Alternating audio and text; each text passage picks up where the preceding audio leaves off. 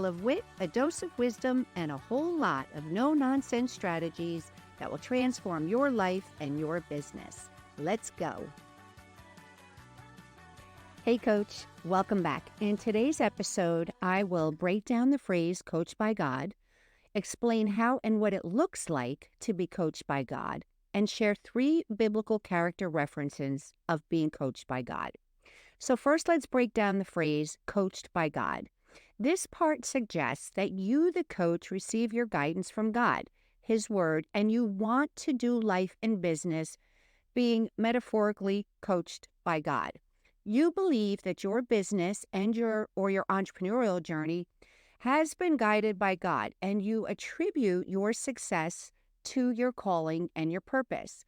And entrepreneur, we all know what an entrepreneur is, but I'll break it down again. An entrepreneur is someone who starts and manages a business or takes financial risks to achieve financial success. So this part of the phrase is pretty straightforward, and it does refer to us who are involved in business activities that reflect biblical principles. Now, God gave me the phrase coached by God back in 2011 when I was going through a horrific divorce. And at that time, I fell completely in love with Jesus. I also started to pen my book, Coached by God, The Power of Wisdom. Now, before you race over to Amazon, I want to let you know that I paused the book temporarily, and it should become available again, hopefully in the near future. Why did I pause it? Because I am always being coached by God. And I have learned the very hard way to do what He says when He says it. So I want to also say that this is not my first rodeo at doing business. In fact, I've been an entrepreneur for almost 30 years and a coach for 13. So I do have some skin in the game, and I do often go against the grain. As I have shared in the past, I am very, very passionate about the coaching industry, and it really does sadden me how watered down the coaching industry has become due to social media. Now, this is the reason behind my proclamation that I am the mama bear of the coaching industry. And to be honest, it infuriates me, especially with the bro marketing and false claims of revenue. So I've dedicated my business coaching practice to flooding the marketplace with as many certified coaches as the Lord brings my way. Okay, so getting back to the title of the podcast and bro marketing and false claims of revenue, could you, for just 1 minute, imagine Jesus walking around for 3 years proclaiming, "Today I've saved 3,000 souls and fed 500 people. And my disciples saved 3,000 souls today. Comment pound soul saved if you want to know how I did it." Okay, so I did warn you that some of these episodes will include a dash of sass, right?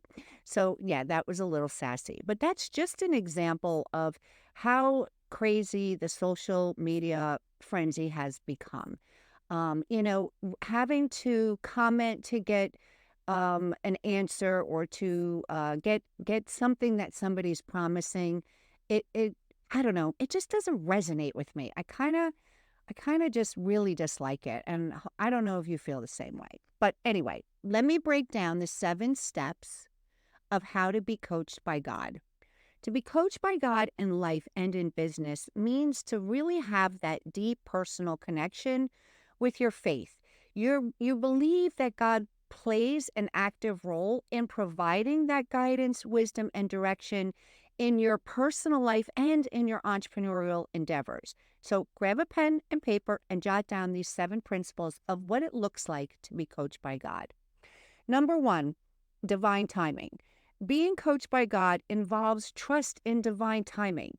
It means understanding that there is a right time for every decision and endeavor, right? The Bible tells us that there is a season for everything. Entrepreneurs who feel coached by God, they believe in their hearts that God has orchestrated the timing of events, the opportunities, the relationships in their lives, and the calling for business, right? They seek to align themselves with his schedule.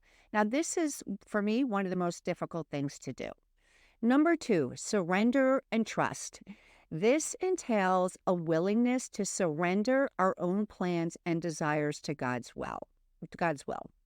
So coached by Godders, if that is even a word, recognize that we might not always understand the bigger picture, but trust that God's guidance is ultimately for our good and for the good of those he's called us to serve. Number 3, spiritual discernment. Also another difficult one for me sometimes.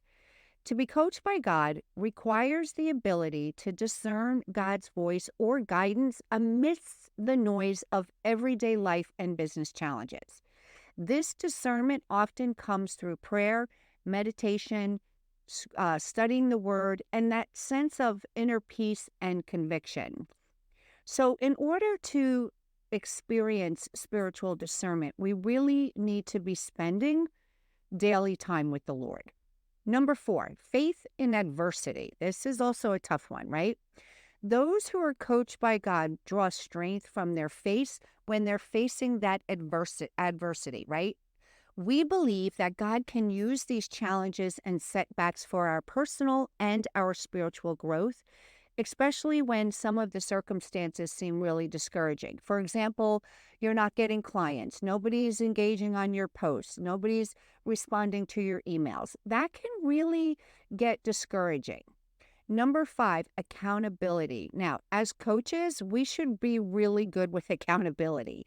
But coached by Godders see themselves as accountable not only to themselves, but also to the Lord, right? We're going to aim to conduct ourselves with extra integrity, and we're going to align our actions with our faith-based values.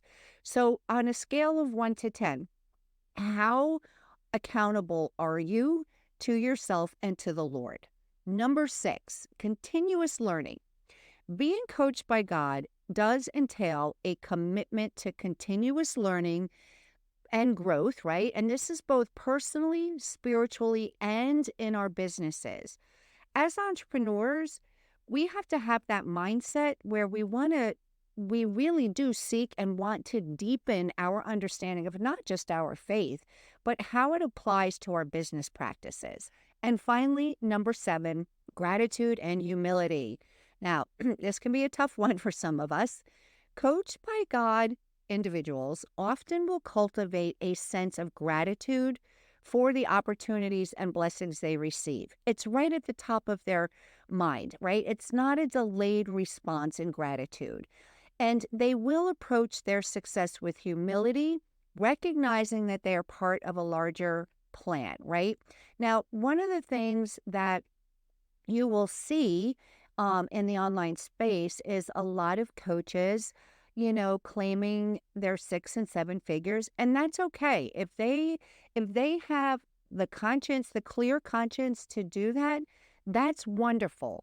I have not received that from the Lord, so I do not spend any time talking about the financial gains, right? I have a more humble approach. To me, if we're in business, it's a no-brainer that we are in business to not only make an impact, but to also make money. All right. So those are the 7 principles of what it looks like and how to be coached by God. I'm going to finish up with 3 biblical examples of being coached by God because I want you to understand that I didn't just pull this out of the sky, right? The Lord has given this to me and I want to share it with you. So, biblical example number 1 is Joseph, right? We all know Joseph. He's the son of Jacob. He experienced a lot of guidance throughout his entire life. His ability to interpret dreams not only saved Egypt from famine, but it also positioned him as a wise and prudent manager during times of abundance and scarcity. His reliance on God's interpretation of dreams showcased God's guidance in his personal life and his business acumen as an administrator in Egypt. Number 2, Deborah. Deborah, as you know, is a prophetess and a judge in Israel. She exhibited a very strong connection to God. She played a pivotal role in guiding her people and providing judgments under the direction of God.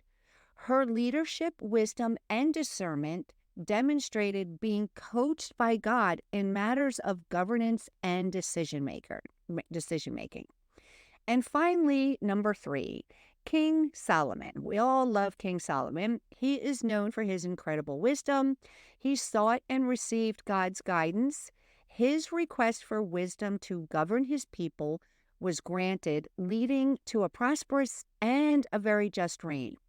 Solomon's application of this divine wisdom in his rule over Israel exemplifies being coached by God also in matters of leadership and governance. Well, I hope you enjoyed today's episode of the Coached by God Entrepreneur. If this blessed you, please hit the subscribe button and leave me a review. I would be truly blessed if you shared this podcast with another coach. And remember, success in coaching is not just about what you achieve, but who you become in the process. Tune in for more insights and actionable strategies in my upcoming episodes. Stay connected, stay inspired, and let God lead the way to your coaching greatness.